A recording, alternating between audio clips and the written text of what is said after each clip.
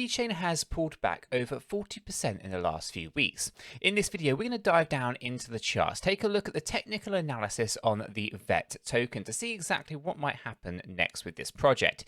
As we get into it, if you find it useful and informative, hit the like button, really do appreciate that. If you happen to be new to the channel, then why not go ahead and subscribe, tap that bell, select all notifications, and in doing so, you will be kept up to date with everything that we do here at 𝗕𝗘𝗪𝗏𝗍.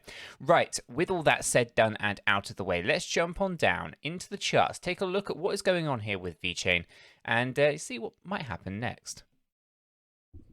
Okay guys, so we're going to start things off with that weekly chart. It gives us a good overview of the entire kind of bull run, and make sure that we're still on track for those kind of $1.20 kind of price expectations as set with the trend-based Fibonacci retracement and extensions. Now, here we can obviously see that this weekly chart is comprising of Elliott wave, 5 impulsive moves to the upside. This is not uncommon for many altcoins in the space. Not all are following this pattern, but in the case of Vechain, it is also following the same direction. And this is basically then dictating the trend of the bull run, okay? And it's no different here on Bitcoin than on Harmony One or on something like Bitcoin, for example, right? Basically, with Vechain, we could argue that we haven't really started wave 5 just yet. In fact, we haven't set another all-time high since the top of wave 3. Okay, and therefore we're kind of lagging behind a little bit in a very similar way that you see with Cardano ADA. Basically, what you're really finding is a lot of money is rolling around the market. It's chasing green candles. It's piling into Solana, it was piling into eGold. It's rolling out of eGold into metaverse projects, right, and so forth. So it's important that we understand that money is just rolling around. Eventually, in the new year, I do expect Vechain to be performing incredibly well along with Cardano and many of these other altcoins as money continues to roll around. Once we start to see a lot more money actually flow into the space, because at the moment it's not new money, it's just existing money, people who are bored, frustrated, just chasing green candles, rolling around into different projects, hoping that something is going to actually come to fruition with them. Instead, what you're actually waiting for is an influx of new retail investors and institutions, which I think will come in the new year once we're past some new all-time highs with Bitcoin, some mainstream media attention, etc.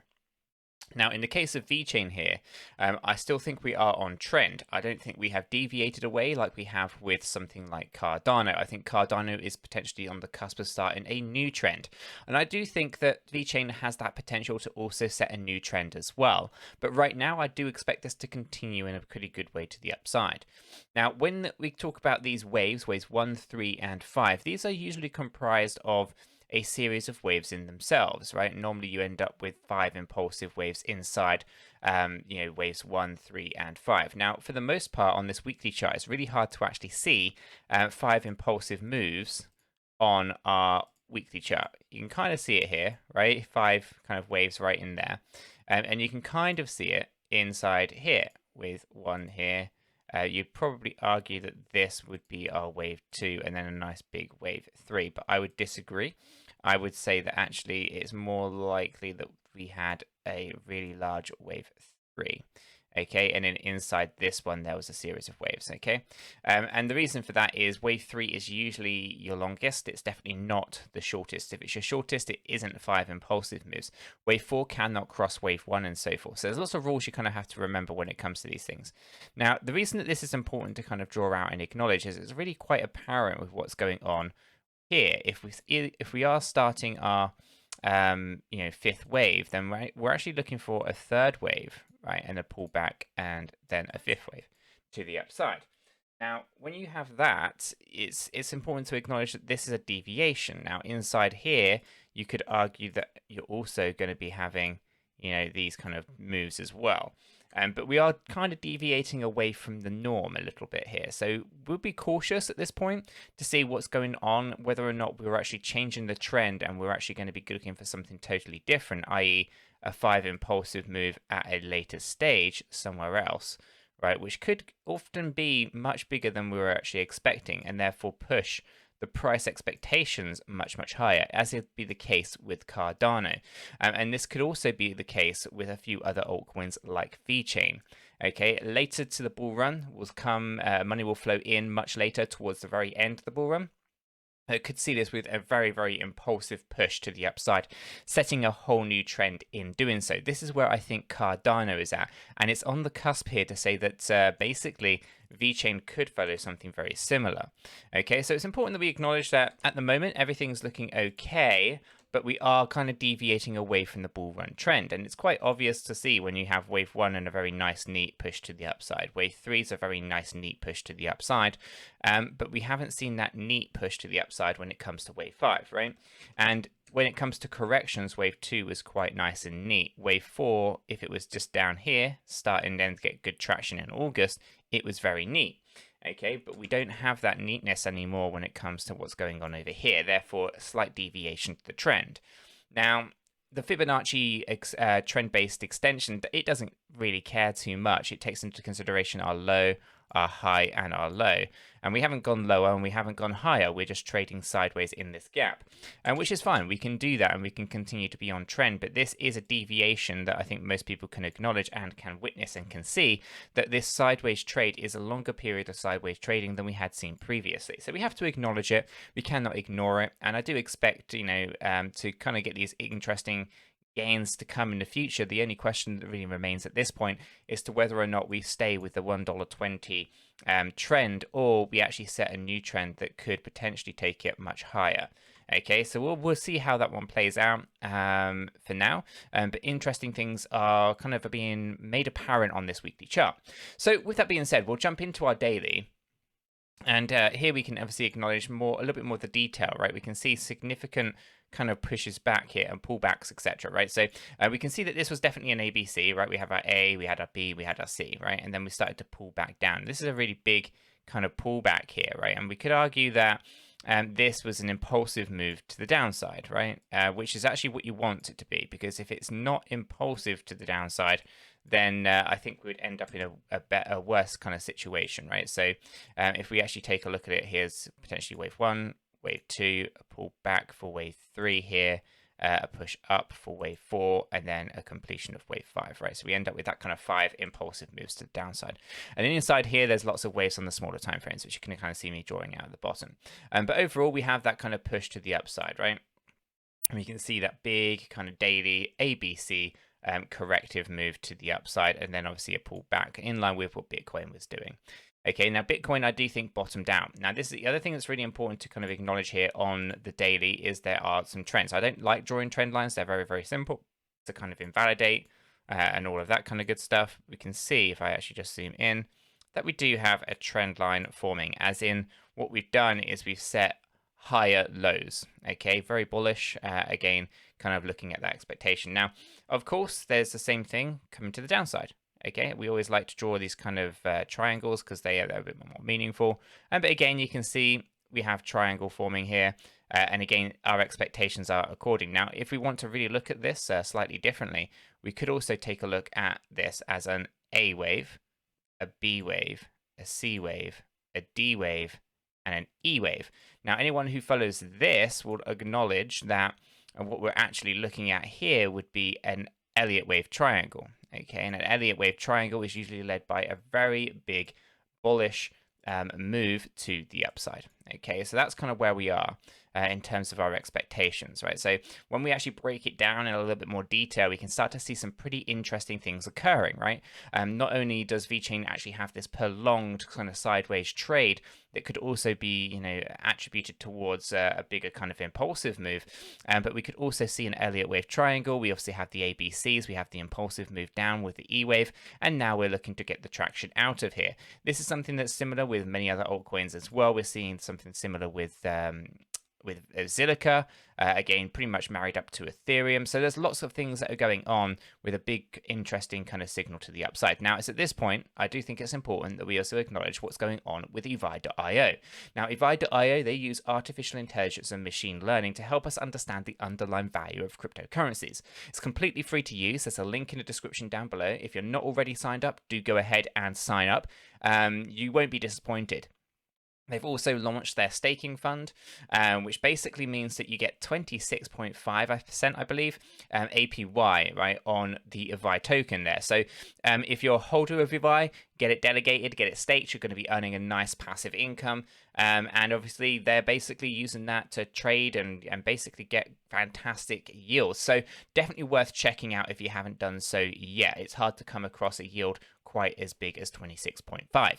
Right, with that being said, this is Vechain, right? And we're going to use this platform to help us understand what's going on with the data behind Vechain. So we're a B3 rating overall, which means we're on the cusp of the lower tier, but we are not lower tier just yet, which means that we've got some interesting things going on, right? And we can obviously break this down a little bit more detail. So we have the Fear and Greed Index. This is a C1. This is basically indicating that there is fear in the market for Vechain. People are more likely to sell than to buy. This is kind of pretty standard across the space right now, but this is also potentially where opportunities lie. We'll get into what's going on there in a moment. Now, the 𝗕𝗢𝗪 ratio, this is an A2 rating. So basically, this is your liquidity. Is there a problem with liquidity? And in the case of an A2 rating, that basically is saying no. There's perfect liquidity against the exchanges, so there's no need to be concerned from a liquidity perspective. Okay, so despite the selling pressure, liquidity is holding up incredibly well. Now, as we come down, we have a Sharpe ratio. Now, this is the Sharpe ratio, is basically your risk-reward ratio. Coupled this with your Fear and Greed Index, okay? So a rating of D is basically the worst rating that the platforms can be able to give, indicating that actually exposure to VET right now might not be a good idea. Okay, and again, with the fear in the space, it's basically this artificial intelligence is indicating to us that actually now might not be the good time to buy, and we might want to kind of hold out. So you couple this data with the charts, and you see exactly why it's being indicated this way. We can see a huge pullback with that E wave from that high that we had. Okay, so it's obvious that this artificial intelligence is going to be indicating to us that there is potentially some volatility here, and we need to be aware of it and concerned of it. Okay, so right now might not be the best time to pile into it.